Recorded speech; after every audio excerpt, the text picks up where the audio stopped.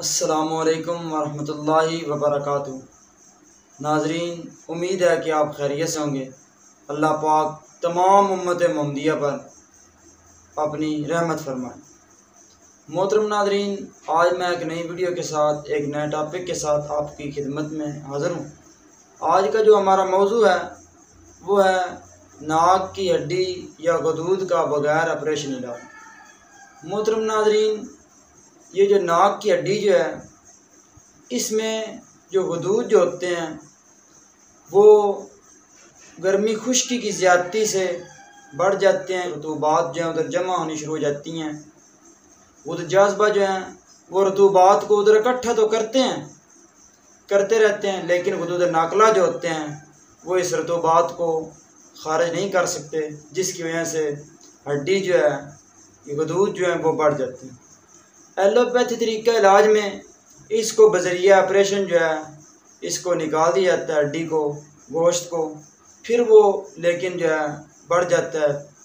जैसा कि आपने देखा होगा कि बवासीर में अक्सर मरीज़ जो हमारे पास आते हैं कि हमने बवासीर का ऑपरेशन करवाया लेकिन फिर बवासीर हो गई। मोहतरम नादरीन, ये जो है इसकी पीछे जो है असल वजह वो ये है कि उसका जो है अंदर मादा होता है कि वो फिर उसको बढ़ा देता है। उसकी ग़िज़ा अंदर मौजूद होती है। इंसान जो है वो ग़िज़ा के ज़रिए उस ग़िज़ा को लेता रहता है तो वो फिर बढ़ जाती है।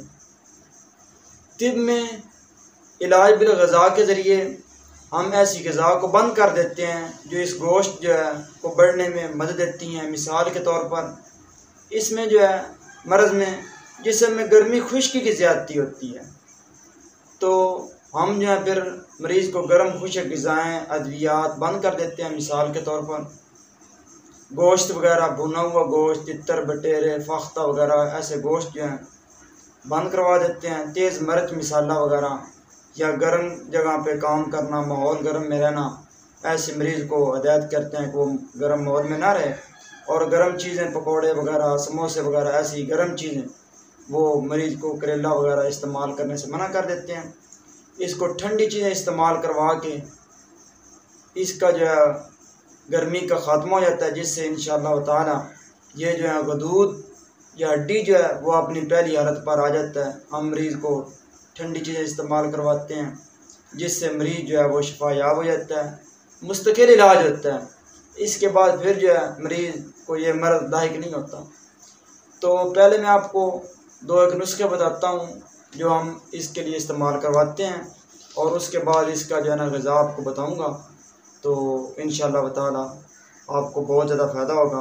इसमें है ना मुलय्यन नंबर 1 वो बहुत ही फ़ायदेमंद होती है। उसका नुस्खा ये है कलमी शौरा 1 तोला, कासनी 1 तोला, जोखार 1 तोला और गोल सुरख 3 तोला। तमाम अद्वियात को बारीक पीस कर सफ़ू बना लें और चने के बराबर जो है या आधी चम्मच सुबह, दोपहर, शाम 1 से 2 माशे इसका वज़न होना चाहिए। 1 से 2 माशे सुबह, दोपहर, शाम पानी के साथ, कच्ची लस्सी के साथ, दूध के साथ या ठंडा मीठा शरबत बजूरी बना लें, अंजवार वगैरह बना के इससे इस्तेमाल करें। और दूसरा नुस्खा जो है ये मुसल नंबर 5 है। ये गुर्दे नाकला को तेज़ करेगा, रुकी हुई रतूबात को खारिज करेगा, जिससे जो है गदूद और हड्डी अपनी पहली वाली हालत जगह पर आ जाएगी। वो ये है सौंठ 1 तोला, नुशादर 1 तोला, मरसिया 1 तोला, सना मक्की 3 तोला। तमाम अद्वियात को बारीक पीस लें और सफ़ूफ बना लें। ये भी नुस्खा जो है 2 टाइम सुबह शाम 1 माशा से 2 माशा तक ये इस्तेमाल करना है। तो इनके इस्तेमाल करने से इंशाअल्लाह ताला और ये जो गदूद हैं और नाक की जो हड्डी है ये अपनी पहली हालत पर आ जाएगी। और इसमें मरीज़ को ग़िज़ा जो है वो ठंडी खिलाएं। मिसाल के तौर पर कद्दू, तोरी, टिंडा, पेठा, अरबी, लोबिया, दाल माश वगैरह खिलाएं और बेकरी के आइटम तमाम खिला सकते हैं, रसगुल्ला, गुलाब जामुन, केक वगैरह।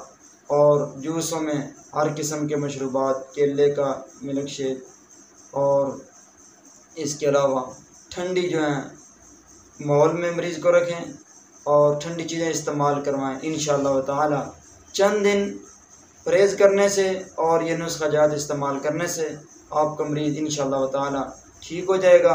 अस्सलामु अलैकुम वरहमतुल्लाहि वबरकातुहू।